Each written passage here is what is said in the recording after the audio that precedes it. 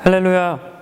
벌써 올해 마지막 데일리 가정 예배 함께 하신 모든 분들을 사랑의 마음을 듬뿍 담아서 진심으로 환영하고 축복합니다.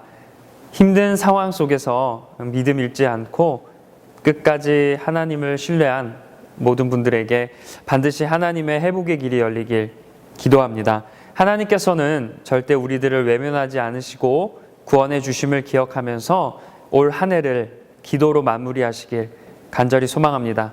그리고 새로운 한 해에도 하나님을 의지하면서 하나님과 늘 동행하시는 모든 분들이 되시길 축원합니다. 다 함께 사도신경으로 신앙 고백하겠습니다.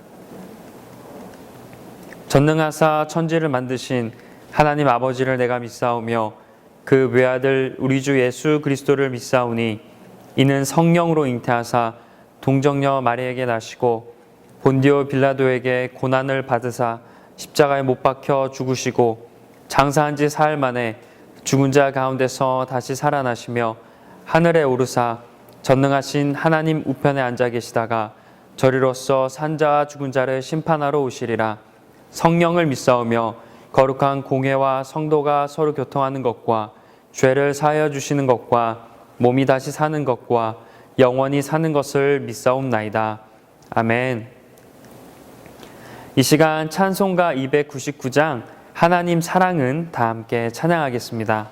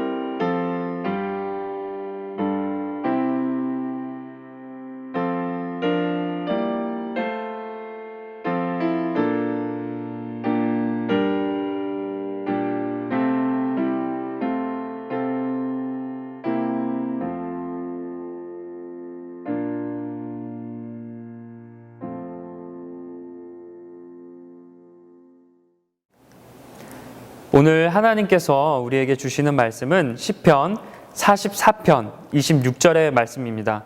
시편 44편 26절의 말씀을 거룩한 마음을 담아서 다 함께 읽겠습니다. 일어나 우리를 도우소서. 주의 인자하심으로 말미암아 우리를 구원하소서. 아멘.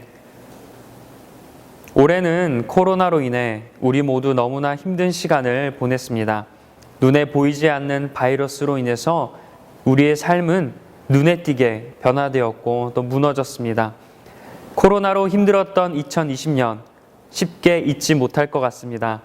그런데 고난은 역사 속에서도 늘 존재했습니다. 고난의 형태와 모양은 달랐지만 과거에도 항상 어려움이 있었습니다. 오늘 성경 속에서도 고난으로 인해 힘들어하는 시편 기자의 간절한 외침을 듣게 됩니다. 오늘 본문의 시편 기자는 하나님께 자신들을 도와달라고, 하나님의 인자하심으로 자신들을 구원해달라고 간구합니다. 이렇게 간절하게 외치는 이유는 44편 9절부터 22절 말씀을 통해서 설명하고 있는데요. 하나님께서 자신들을 버리셨기 때문에 대적들의 손에 넘어가고 이웃들에게 욕을 당하게 되어서 조롱거리가 되었다고 합니다. 자신의 나라가 원수들로 인해 큰 고난을 겪고 있음을 설명하는 것이죠. 하나님께서 도와주시지 않았기에 자신들이 이러한 고난을 겪고 있다고 고백합니다. 이어서 자신들은 하나님을 잊은 적도 없고 하나님의 언약을 어긴 적도 없고 또 하나님의 길을 떠난 적도 없다고 이야기하면서 하나님께서 자신들을 버리신 것에 대해 매우 억울해합니다. 그래서 오늘 본문을 쓴 시편 기자는 하나님께 자신들을 버리지 마시고 도와달라고 또 구원해달라고 간절하게 기도합니다. 그런데 시편 기자는 하나님께 부탁을 드릴 때 다음의 사실을 기억하면서 도움을 구했습니다. 1절과 3절, 1절부터 3절에 자세히 언급되어 있는데요. 바로 하나님께서는 자신들의 백성들은 외면하지 않으시고 반드시 지켜주시고 보호해 주신다는 사실입니다. 현재 자신들은 고난 가운데 놓여 있지만 자신들이 믿는 하나님은 과거 조상들에게 놀라운 구원을 베풀어 주셨음을 기억하면서 하나님께 도움을 요청합니다. 과거 조상들은 자신들의 능력이 아니라 오직 주님의 오른손과 팔과 얼굴빛으로 구원을 얻었음을 기억합니다. 나아가서 자신의 조상들에게 구원을 베푸신 것처럼 지금 자신들의 고난도, 지금 자신들이 어려운 이 상황에서도 하나님께서 해결해 주실 것을 믿음으로 선포합니다. 그리고 무엇보다 시편 기자 스스로도 자신의 활이나 칼이 자신을 구원하지 못한다고 고백하면서 오직 하나님만이 원수들에게서 구원해 주실 것이라 외치고 있습니다. 오늘 시편 기자의 고백을 통해서 우리에게 고난이 찾아왔을 때 어떻게 해야 하는지에 대해 깨닫게 됩니다.